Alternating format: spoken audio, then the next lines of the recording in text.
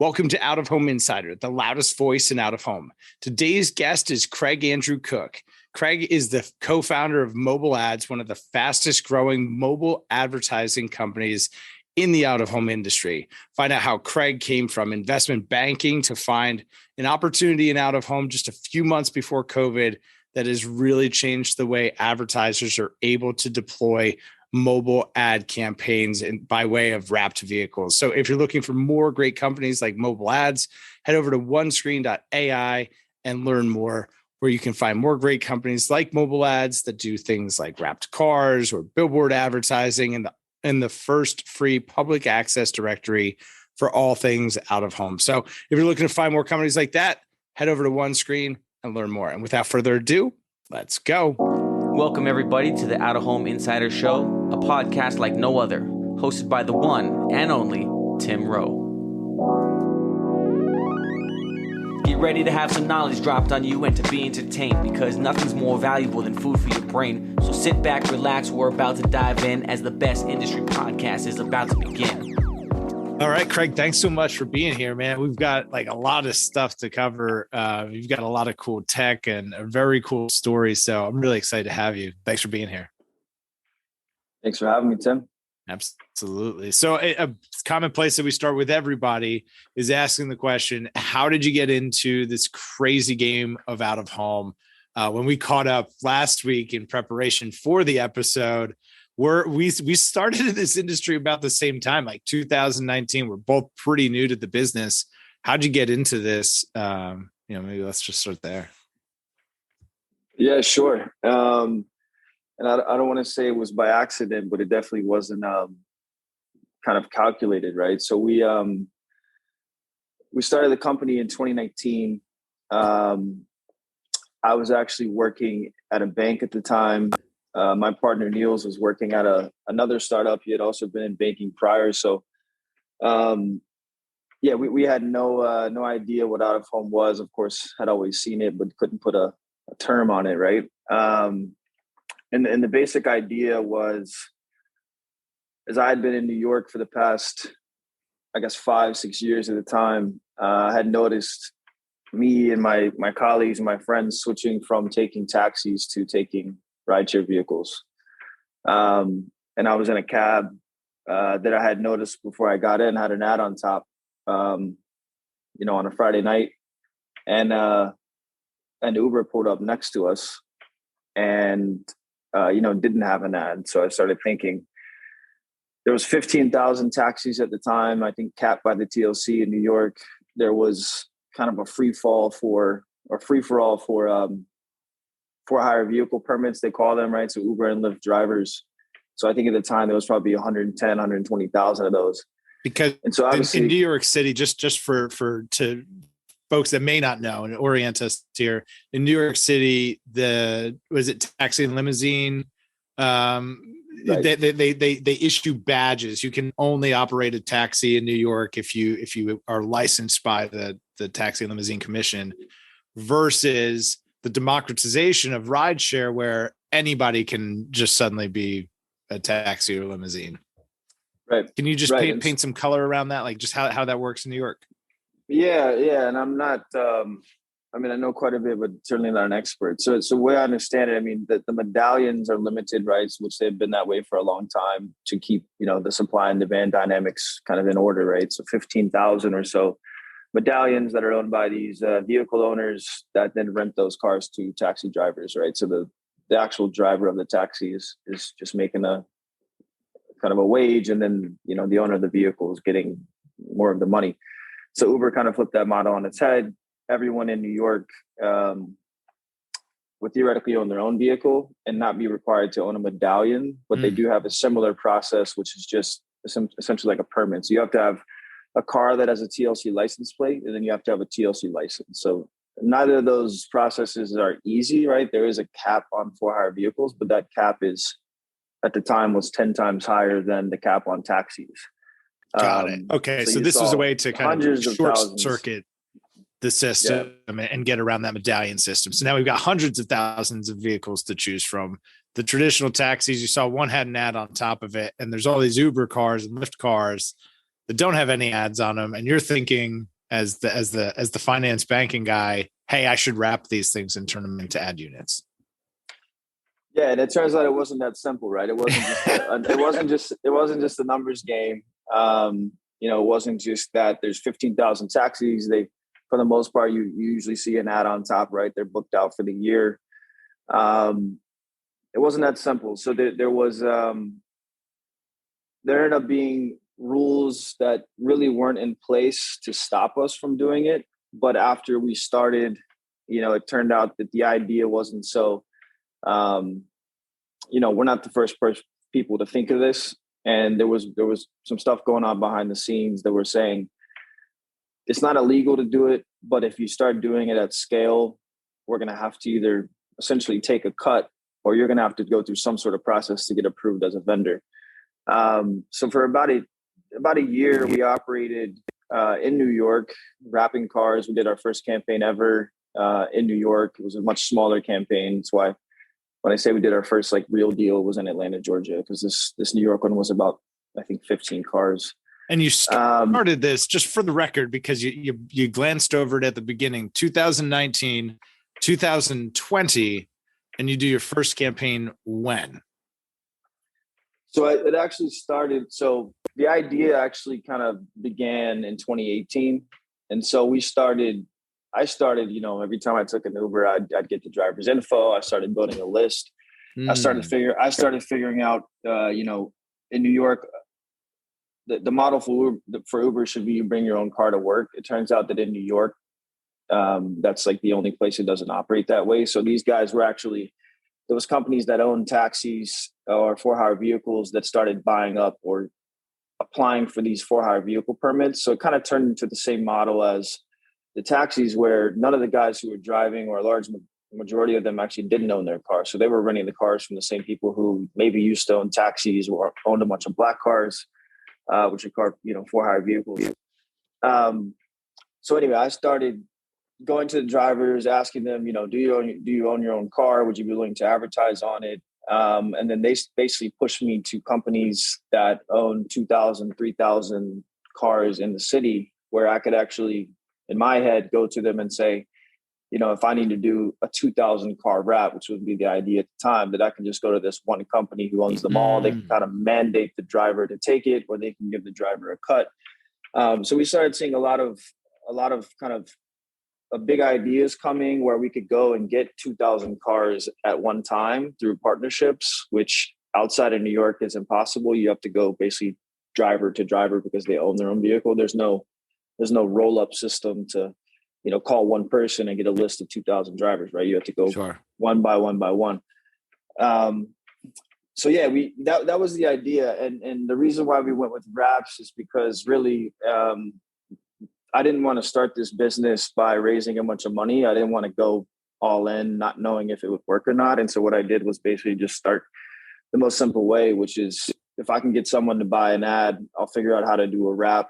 I'm not going to buy a bunch of taxi top boards and have to, get them back if the driver doesn't want to work for us anymore, something like that, right? So the basic idea was buy these wraps that you can put on, and then when the campaign's over, you take them right back off. You go back to having no cost, no overhead. Which worked pretty well until essentially the TLC came out and said no more wraps on for-hire vehicles. They started a process to basically make it a permitting system, and we quickly said, we don't really have the capital to play that game, and so we started going to other cities that basically had no rules. So really, anywhere outside New York at the time, it was a free for all. You could do whatever you wanted. So and the challenge there would become that there weren't these big pools of single inventory owners. For sake of nomenclature, I suppose you would have to go driver by driver. You knew that the opportunity there was to circumvent this permitting system that was being enforced in New York, but that the challenge would be you had to find the drivers yourselves. Is that a fair summation of how the challenge would change? Yeah, that's exactly right. I mean, I think we looked at it two ways. It was one, we thought New York being the mecca of advertising, that, this is where we'd have the most demand. People would just piggyback on the Uber and Lyft thing and and kind of run with it. It turns out that the amount of inventory in the city, the amount of noise that's created by the billboards and everything else, it kind of muted our inventory a bit. At least that's the perception. And so if you really want to take over New York, maybe you have to do 2,000 cars, right? It's such a big city. I mean, we've done campaigns of 100 cars, and I see them quite frequently. But if you're doing 10, you might not ever see one, right? It's just too big of a city, and you can't really take over the market that way. So that wasn't the case in Atlanta, Georgia, where we did our first campaign. We did 150 cars for Boost Mobile. And as you mentioned, yeah, that was the first one. And really, we had no idea what we were doing. We got a printer. We printed out a bunch of ads. We threw them in a U-Haul. I drove overnight, basically quit my job on a Friday, I believe, and had to be in Atlanta on a Monday. Let's go. Drove straight through the night. I actually ended up meeting my parents in Greensboro, North Carolina, which is where I'm from. So they kind of finished off the rest of the trip. I don't know, that 5 or 6 hours that was left in the journey. And we really, I arrived at 7 a.m. in Atlanta. I think it was a Monday, and we started wrapping cars at 8 a.m. And, wow. That's a real, like, got it going. Burn the boats kind of story. That's people talk about burning the boats. That's burning the boats. That's burning the boats. Hey, I'm quitting, loading up a U-Haul full of 150 vehicle wraps, driving to Atlanta, and I'm going to go personally start putting these things on cars. Yeah, we're working with the people to put them on cars. Yeah, how did that all go down? How did you get 150 drivers in Atlanta? And what was the installation like? How did you find an installer? Was this you out there like putting them on? Like how did all that go down? Yeah, actually at the time I had no idea how to wrap cars. I taught myself over the next 2 years basically just by watching and doing. I mean, I had thousands of opportunities to jump in and slap one on a car. So I taught myself over the next year and a half. Especially when money got tight, it was like, if I can jump in here and wrap one instead of paying these guys, we can hold on to that money. But actually at the time we found a couple of folks on, so I guess starting with the drivers. So we actually went from Ridgewood, Queens, which is where we were based at the time. We got a tiny little office with a printer in it. We left, I think, with 10 drivers signed up. You left to go to Atlanta with only 10 drivers. Yeah, we had 10 drivers. I love this story. We had 10 drivers, I think, kind of scattered across like 5 days. So in reality, that first day we had probably 2 people signed up to come in. We had no sort of system to communicate with them. We were doing all this on our personal cell phones, our personal iMessage, WhatsApp. And it turned out that Atlanta, and we know this now, is actually a really good market for this. There's a ton of rideshare drivers. It's a bit of a lower cost of living. So paying someone $250, $300 to wrap their car for 4 weeks actually helps their bottom line quite a bit. I mean, there was people that told us like, this will go, pay half my rent this month. Wow. So it was a kind of an easier sell. And I mean, these are still full-time, 40 hours plus Uber, Lyft drivers, right? But they just don't make as much money in Atlanta. And so it turned out to be, I guess in that sense, we got lucky that, maybe if they had sent us to Vegas or LA, it wouldn't have been as easy to go from 10 to 150. But in Atlanta, which has always been a good market for us, folks just started showing up. I think we started the week with 10 and we probably ended the week with 400 people signed up. And we actually were able to filter through and kind of pick, the better vehicle model, the black cars versus the red or something that might not look as good with the ad. So yeah, it was a wild start. And really, when we look back at it, it wasn't, it was one of those leaps of faith. We had the contract in hand. It just, I think Niels and I have always had the mentality of just like, we're going to go down there and we're going to be there and stay awake until it's done. And we actually had an installer that we found online through the 3M website that signed up pretty quickly. We offer them a decent amount per car. And since there's so many cars, they end up getting paid quite a bit of money for that, 4 or 5 day sprint. Sure. So we've never had an issue finding installers either. So, we got it done and the cars look good. The print came out correctly, which looking back, we didn't know what we were really doing there either, but the colors were fine. And that kind of got us started and onto the business. Right at that point, There was no real turning back.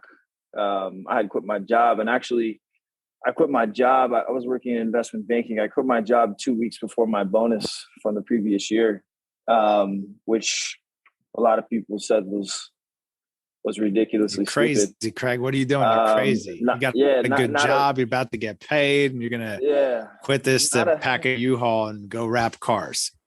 Yeah, not a small amount of money either in investment banking. I mean, your bonus can be equal to your salary for the year, so it's sure. A lot of people said that was stupid, and I somewhat paid for it over the next 12 months when we were ramping up and we didn't pay ourselves a salary and stuff. But it worked out.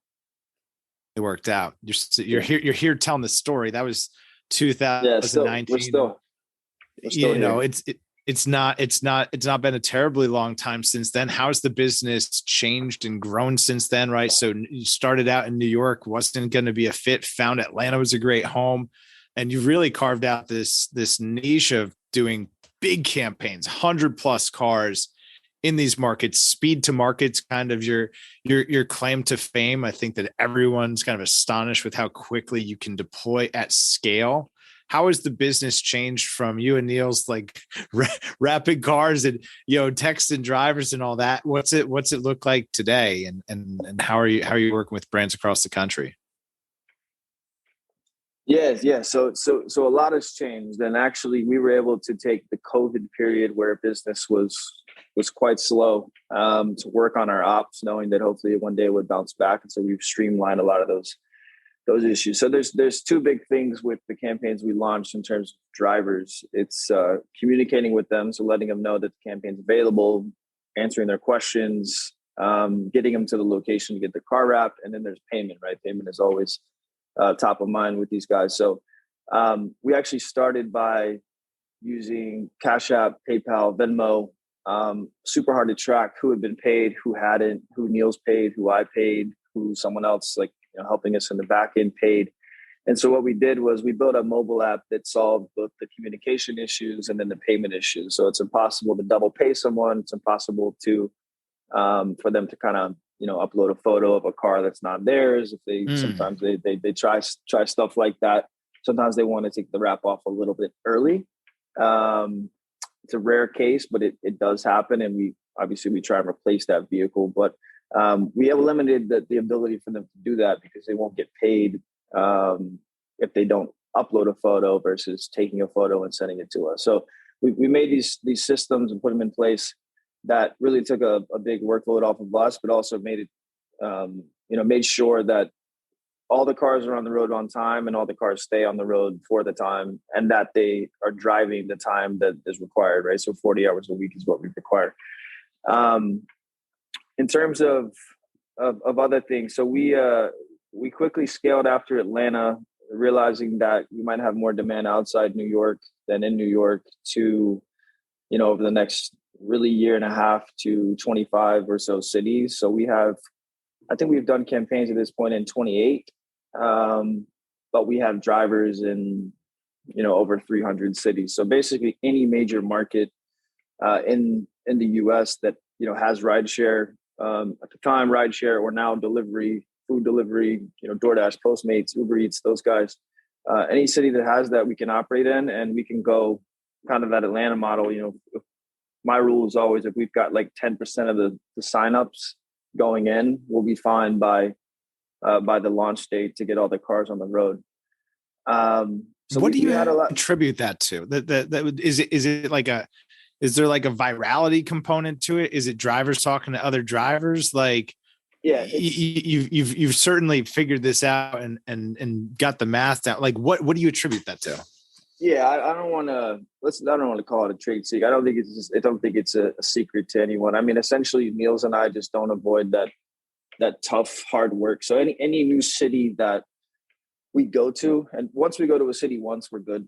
At least from what we've seen, we're fine. But when we first go to a city, it used to be that both Niels and I would go, post up, shake every driver's hand, ask them for a referral, talk to them, The thing with drivers is that, you know, they don't necessarily trust us when we come into a market, but they trust each other.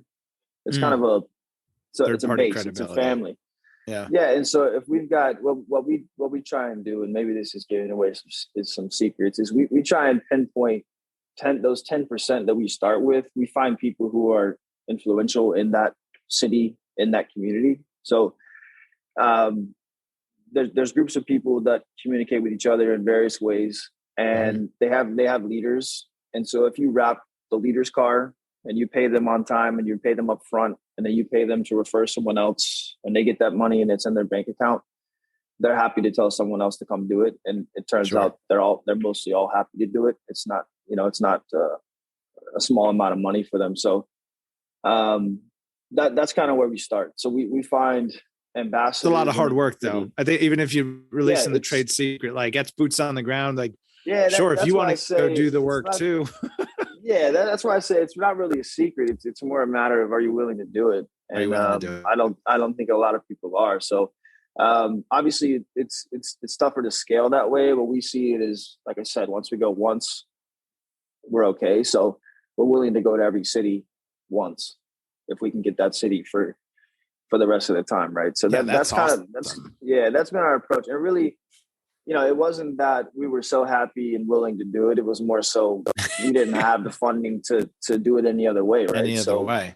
Niels and I were there, ourselves in person in those, crappy motels and staying places way too long. Some places great to visit, some places not. But really, what was your favorite place? What was the one place you visited that you were pleasantly surprised and you thought, you know what, I might come back here someday? Yeah, that's a good question. Let's see. I feel like Niels has just, for some reason, has been sent to like weirder. So not weird, but places you probably wouldn't go unless you were doing a campaign. So he went to Columbus, Ohio, which, college town. So there's some good stuff there. Yeah. I mean, we did a campaign in Jackson Hole for DraftKings, which, that's cool. It's not like I was there skiing and hanging out with the high end clientele, right? I was working the whole time, but that place was, it's not a direct answer to your question, but in terms of being able to go somewhere, knowing that I was just going to be working and wrapping cars, being able to take in like the nature and the wildlife. There was no direct flight back from Jackson Hole to New York. So we ended up driving from Jackson Hole to Salt Lake City. And, I think, at least in the US, like one of the most beautiful rides I've ever taken. It was amazing. So I also went to Morgantown and Charleston, West Virginia, which I didn't have the highest hopes for. It turns out that the economy, especially in Morgantown, because of the university, is economy is growing. The people are super friendly, and I went down there. I think we're going to be there for 3 days. I was really hoping to not be there for 3. We ended up being there for 4, and I wasn't that upset about it. So, those 2 places in West Virginia actually surprised me a bit. And once again, the nature, the mountains and stuff, wasn't so bad. I think that those are both 2 good destinations, and they wouldn't have been anybody's top market, which I think speaks to the unique nature of what you're doing in Mobilads. Jackson Hole is not New York. Morganton, West Virginia is not LA. Like these are markets that don't come up on the top 20 DMAs on anybody's list. I want to share some of the cool stuff that you're working on. Some things that I didn't even catch about your website, which like this little feature I thought was cool. This is a question that we get a lot, is like, hey, what sort of impact will a certain number of cars have, or, a certain number of billboards? What I love about your little calculator here is that you could just play with this, change the number of cars that you want to have in a campaign and the duration of that campaign. And an advertiser can kind of estimate what it might look like and choose from some different markets. And this is just functionality built into your website. Have you found like the transparency of your process? Has that helped facilitate, deal flow for you? Is it just something that's kind of nice to have? You like to have it on the website? It's cool to show people. Like, you've thought about the technology and the tools and transparency around buying your platform. Like, how does that ultimately translate in outcomes for you? Yes, yeah, for sure. So it really, this goes back to the whole kind of taxi cab comparison. So when we started reaching out to clients or brands that were doing taxi top advertising, we started asking them why they did it. And for the most part, the answers we got, we just didn't, maybe they didn't make sense to us. Like they basically just said, well, we've always done taxi tops. Nothing against taxi tops, right? Great format. Sure. It's just, love taxi tops. If you want to do them, I would expect someone to kind of prove that, you're getting some results, right? And it hasn't always been the case where that's provided. So we clearly said, look, if we're gonna convince these folks to switch from taxi tops to rideshare, it can't just be like, maybe our format's a bit larger, or we're using Uber versus taxi. If that's an affiliation you want, let's prove that it works. Let's show them where these cars drive. Let's show them that they're going to get, airport coverage plus Manhattan coverage plus Brooklyn coverage, or wherever they want, right? There's also drivers that tend to hang out in areas more so than others, right? So there's drivers that will kind of try and focus in like the Bronx or something, right? So maybe that's good for the Yankees or for someone else. And so we quickly, dove pretty heavy into the data. And so our idea was always to track every car where it is when it's on the road, and come up with an impressions, a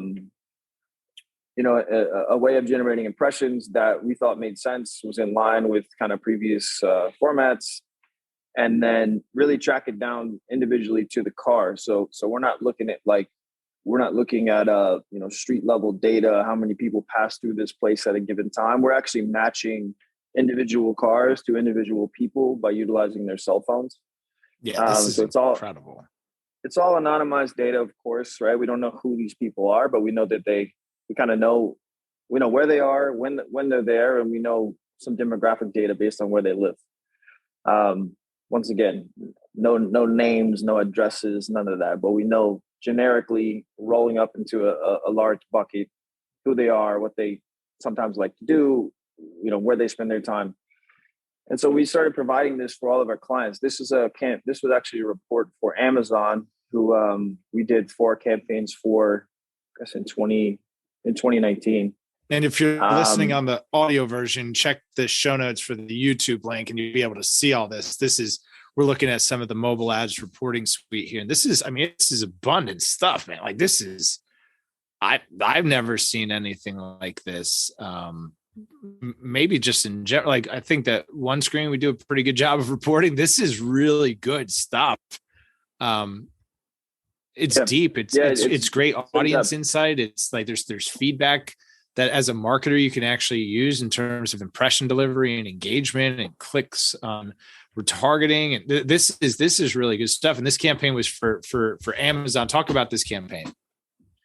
Yeah, for sure. So this was a campaign for Amazon Treasure Truck. So they're essentially mobile retail fronts that offer last minute inventory at a pretty heavy discount. I think they're all 4-star and above items.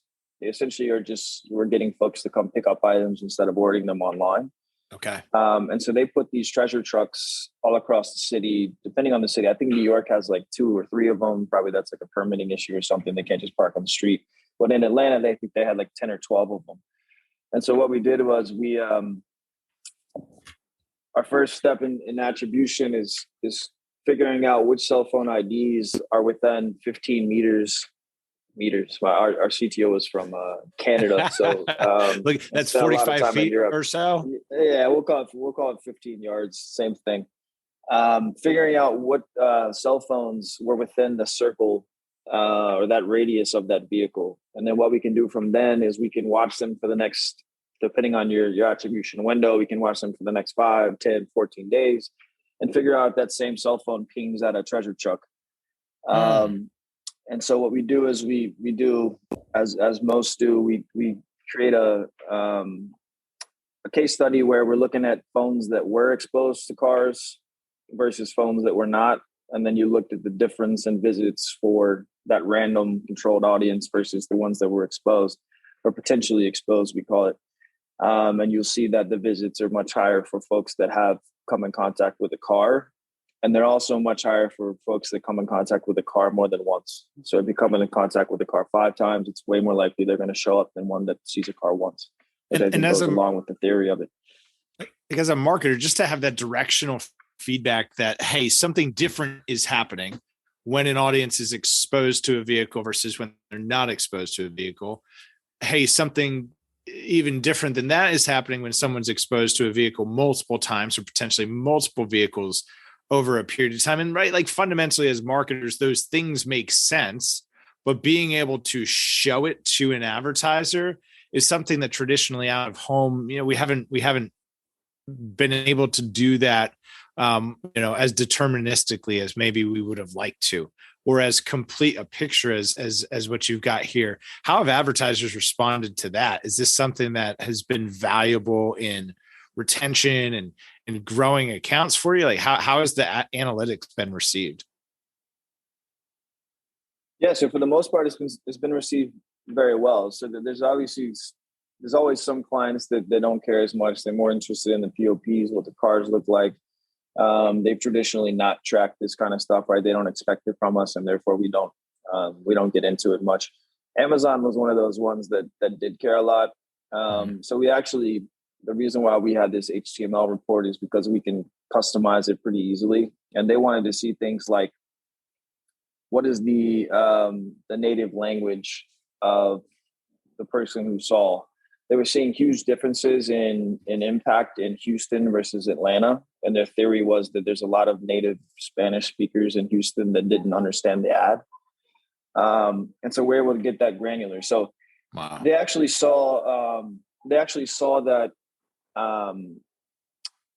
in Houston, in both cities, that the data that we were saying, so the highest visited treasure truck was in line with the data that they saw. Right. So we didn't actually get any data from them, like visits information, stuff like that. They keep a pretty tight grip on it. But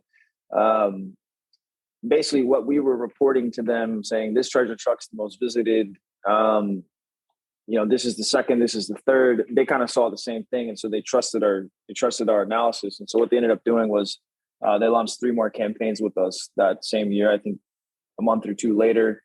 And they came to us, I think, with 6 markets, and they told us to choose 3 based on density, based on our driver base, based on, language ability, stuff like that. And so we actually guided them to, I think it was Charlotte and Columbus and one other. But basically, they took our recommendation and did the cities that we said.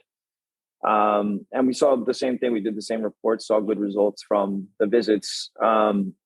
And actually, we took it one step further because they also did digital retargeting. So the way that we collect device IDs, we can also utilize those device IDs to target digitally, right? So we did display ads and did a control study against those as well. So click-throughs of a generic search audience, someone who just types in Amazon treasure truck versus the audience that was exposed, and we're able to retarget those people same way. And I think in the report, it shows there's like a 2.5 or 2.7 times higher click-through rate for the folks that basically the IDs that we delivered to them versus the generic search. So that was another one when, we were still young. And I think because attribution has always been somewhat lacking, obviously it's growing like crazy right now. Everyone's requiring it. But back then, even us were kind of like, do the ads work? And for the first time, we always thought, right? I always noticed them, but I'm biased because I look for these ads. I'm looking for new clients. I'm looking for billboards and stuff, right? But do other folks notice these things? Does it work? Does it drive stuff? And I think that was the first time we did a full analysis with a big enough sample size, enough cars, enough IDs that showed us that it did. And so that was like, up until that point, I think we believed it. But after that, we were way more sure. And that gave us the confidence to kind of, pitch the product and continue to grow out the data side of things. It's awesome. It's it's incredible to see the growth, and in such a short period of time, not funded, bootstrapped and boots on the ground. And I'm sure that you've had to replace a few pairs of boots since then. You've got a bunch of other tools that folks can access pretty simply on the site. I love this planning tool to be able to select by market, change your number of cars. This is the coolest, to be able to set in. This is just like building a Facebook ad campaign, except for wrapped cars. What are the ages, gender? We can get down into some additional targeting. I think that what you're building is really amazing.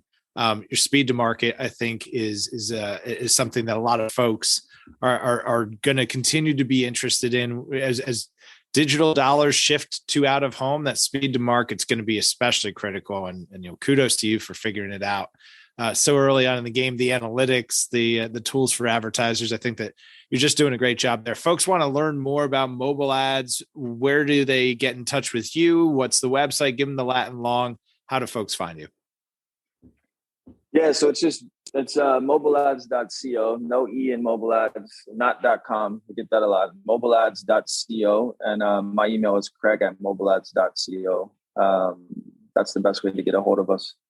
Cool. We'll make sure to put all that in the show notes and the description below. So if you want to get in touch with Craig and his team or check out just more about what Mobilads do, definitely give them a look. And Craig, it's been awesome. Thanks so much for being here.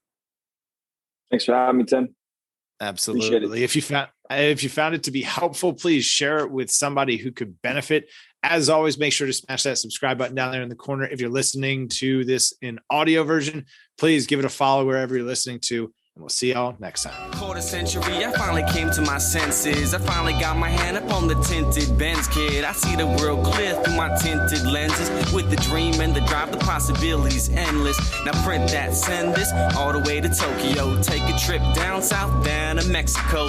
Next stop, Shanghai, the world-class trade show. First class all the way, cause that's how we roll. Yeah, call us the rock star businessman. Rockin' shows we handle business, man. We got our own future in the palm of our hands, cause divine